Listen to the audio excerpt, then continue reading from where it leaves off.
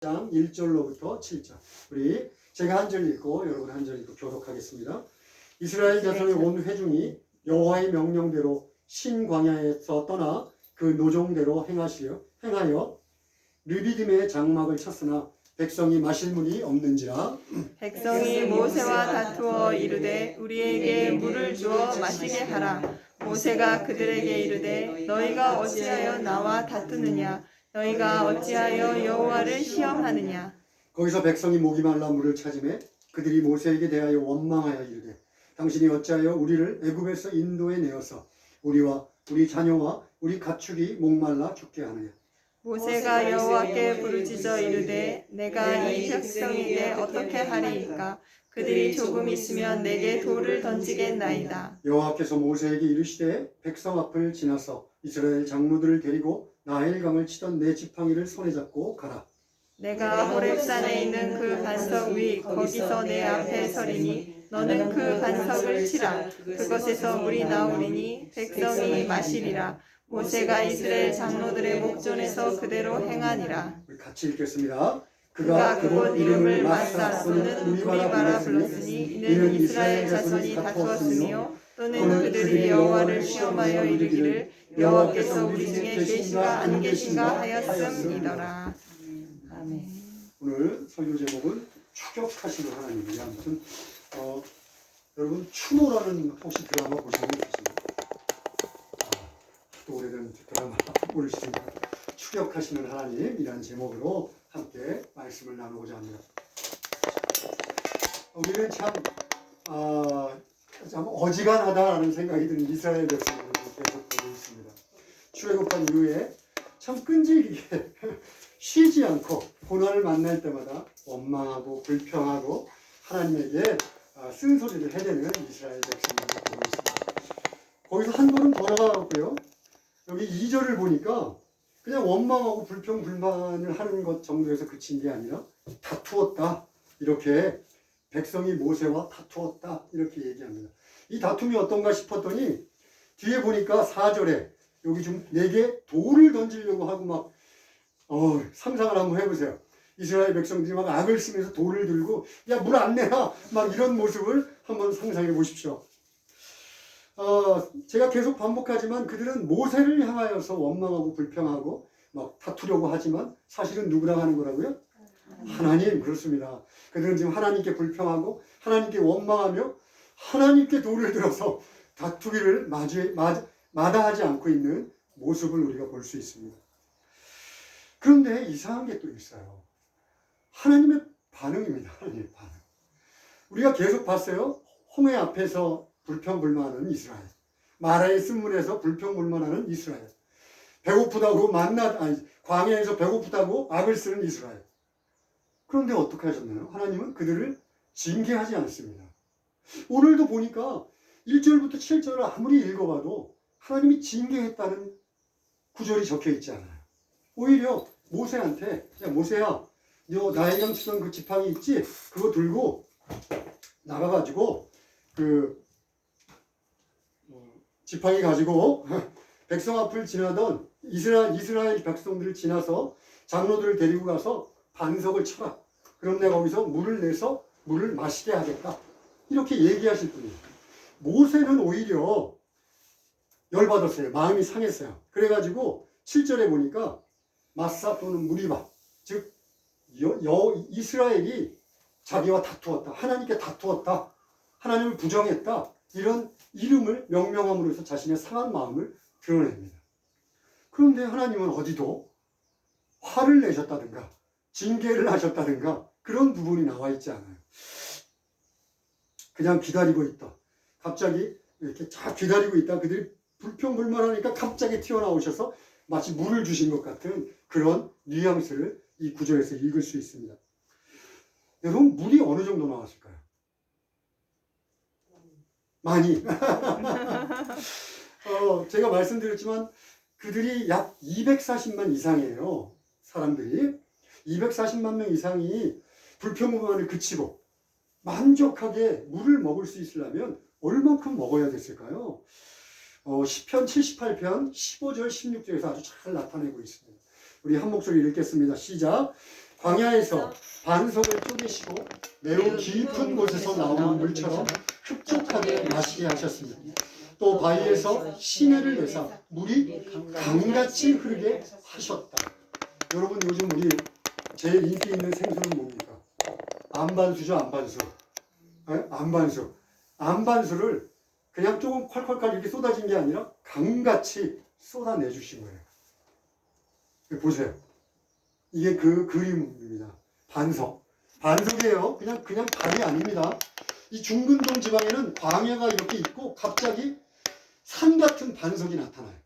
그래서 이걸 요새로도 쓰고 사람들이 전쟁할 때 그 위에 서서 활도 쏘고 하는 그런 것을 쓰는 곳이에요. 그 반석이 갈라지면서 지금 물이 강같이 흐르고 있습니다. 이 정도는 흘러야지 240만 이상이 물을 먹겠죠. 여러분 한번 생각해 보세요. 상상을 한번 해봅시다.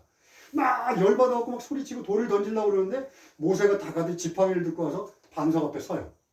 그러더니 반석을 탁 치니까 거기서 물이 콱 하고 쏟아집니다.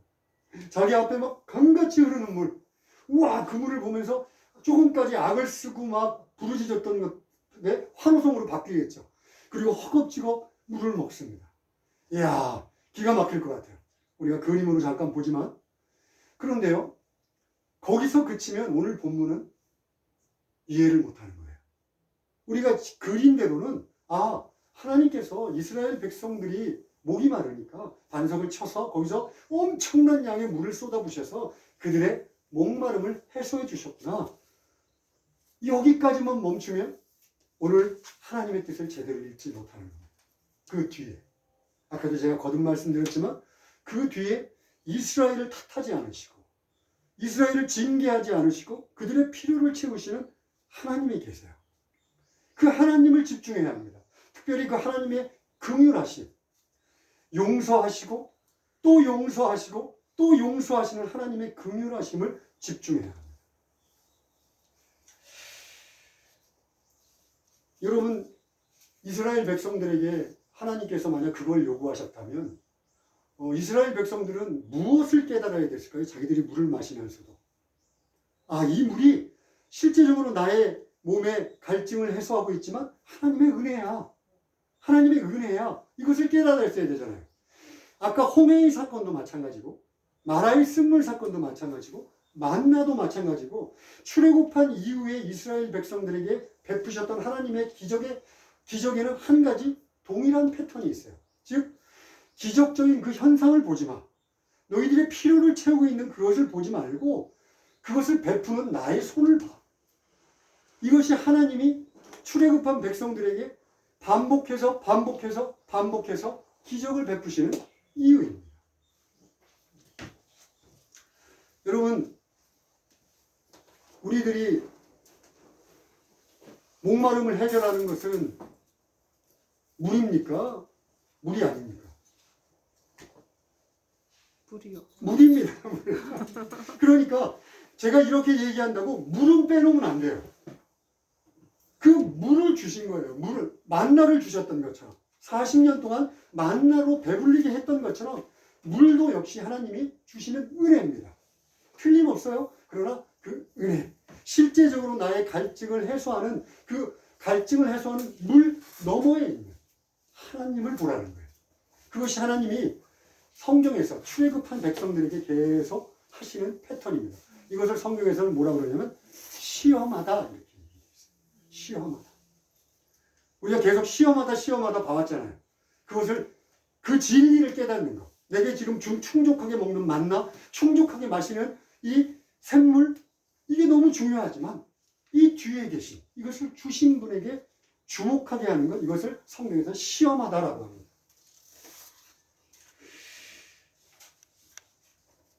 자, 하나님께서 분명히 그들을 시험해서 그 물 뒤에 계신 하나님을 알기를 원하셨어요. 그런데 이스라엘 백성들은 어땠을까요? 이스라엘 백성들은 보세요. 이게 그냥 일반적입니까? 상식적인가요? 제가 만약 그 자리에 있었다면 깜짝 놀랐을 것 같아요. 자기 앞에 갑자기 그냥 삭막한 광야가 갑자기 강으로 변했는데 그것도 아까도 이제 안반수, 싱싱한 생수가 막 솟구쳐 오릅니다. 이야, 상식적이지 않아요. 그렇다면 상식적이지 않으면 그 상식 너머에 계신 하나님께 주목할 법하지 않습니까? 그런데 이스라엘들은요, 이 물 외에는 관심이 없었어요. 왜 그럴까? 왜 그럴까 제가 고민했습니다. 왜 이스라엘 백성들은 물 외에는 관심이 없었을까?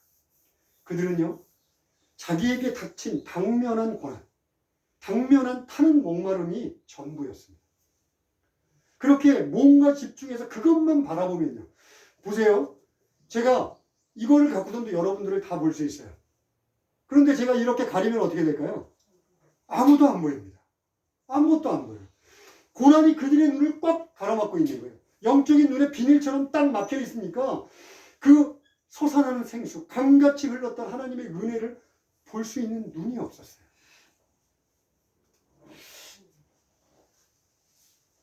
이스라엘 백성들은요, 하나님의 원하시는 것들, 기적을 통해서 원하셨던 것을 이스라엘 백성들 동일한 패턴으로 잊어버립니다.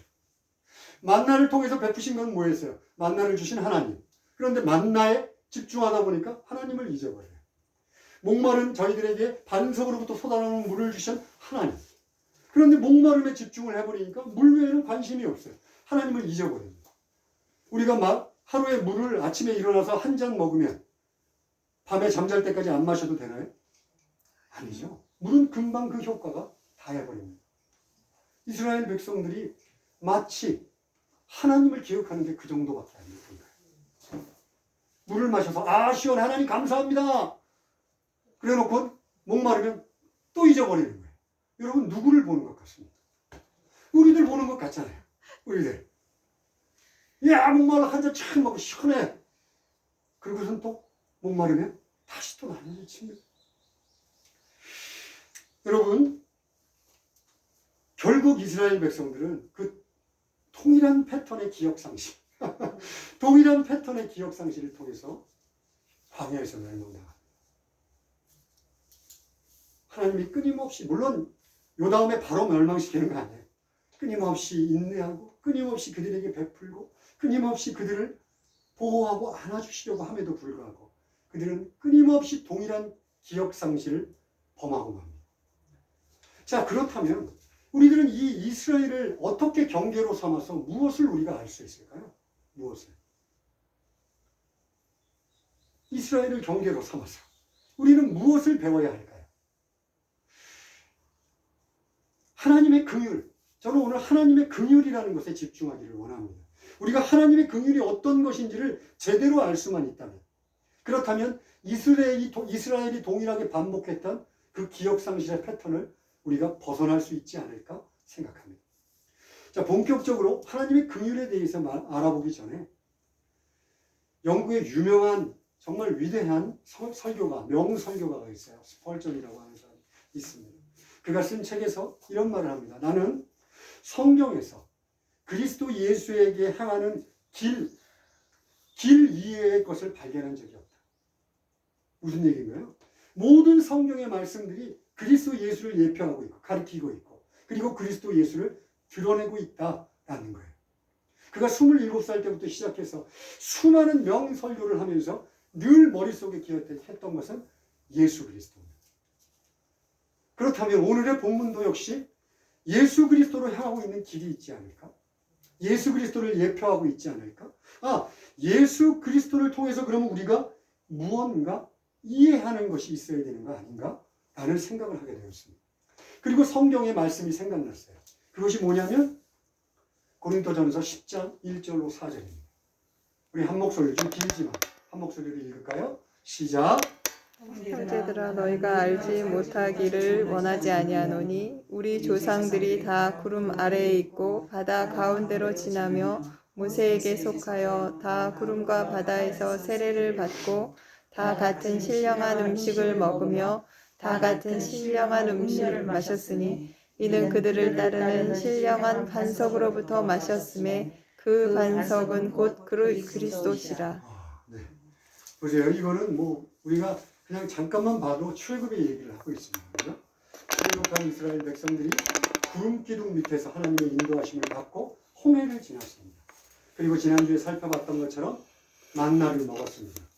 그리고 여기 보니까 그 만나, 신령한 음식인 만나와 함께 신령한 음료를 마셨대요. 그런데 그 신령한 음료가 신령한 반석으로부터 나왔는데 그 신령한 반석이 누구라는 거죠? 예수 그리스도. 예수 그리스도라는 겁니다. 아, 저는 그러면 이 말씀, 이 구절을 쭉 읽으면서 이해가 됐어요. 아, 그렇구나. 모세가 쳤던 그 바위, 반석이 골고다 언덕에서 깨어진 예수 그리스도의 몸이셨구나. 그 반석으로부터 터져나왔던 샘물이 십자가상에서 흘리셨던 예수 그리스도의 보혈이었구나. 그렇다면 난 이해할 수 있었습니다. 여러분은 어떠세요? 여러분과 제가 그 하나님의 긍휼하심, 말도 안 되는 긍휼하심 속에 지금 여기 앉아있지 않습니까? 이스라엘 백성을 뭐라고 할 게 아니라 지금 내가 여기 앉아있는 것이 골고다 언덕에서 깨어진 반석 되신 예수 그리스도와 내가 지금 앉아있는 것이 십자가상에서 흘려주신 그 생수 같은 예수 그리스도의 보혈의 피 때문에 내가 여기 앉아있는 겁니다. 여러분, 우리들에게 오고 가는 모든 세대에게 하나님 모든 긍휼의 가장 정점은 예수 그리스도예요. 예수 그리스도. 저는 오늘 서두에서 야, 좀 어지간히 좀 해라, 이스라엘 백성들아. 너희들은 도대체 어떻게 할 생각이냐라고 얘기를 서두로 시작을 했습니다. 그런데 여러분, 아까도 제가 말씀드렸지만 저희들을 한번 보세요. 끊임없이 불평불만하고 끊임없이 하나님께 부족하다, 달라 하고 고난이 우리들에게 닥치면 우리들은 뭐라고 합니까? 하나님, 왜 내게? 왜 나한테? 도대체 이게 뭡니까? 큰 차이 없어요. 큰 차이 없어요. 더군다나 여러분 지금 예수 믿고 이 자리에 앉아있지만 예수 믿기 전에 여러분들은 어떠셨습니까? 하나님, 야씨, 그런 게 어딨어. 하나님을 무시하고 하나님께 돌을 들어서 던지는 것보다도 더한 짓을 서슴없이 해대다. 원수고 그리고 적들이었습니다. 교회 오래 다니고 교회 적게 다니고의 문제가 아니에요. 내가 하나님을 하나님으로 알고 있었는가? 나의 종처럼 알고 있었는가? 나를 그저 도우시는 분? 내가 위로할 때, 위로받을 때 기대는 분? 그렇게 가늠하는 이스라엘 백성들처럼 내가 하나님도 믿으면서 바알도 섬기는 그런 인생을 살고 있었다면 우리는 이스라엘 백성들보다 더하면 더했지 덜하지 않은 존재였으면 틀림없습니다. 그런데 오늘 본문에서 깨어진 반석에 솟아나는 생수가 이스라엘 백성들의 목마름을 해결했다는 거죠.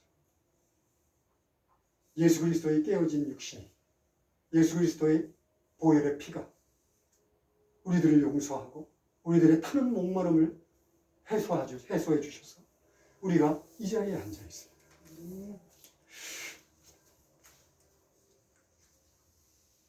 여러분, 그 누구도 하나님을 스스로 찾을 수 있지는 못합니다.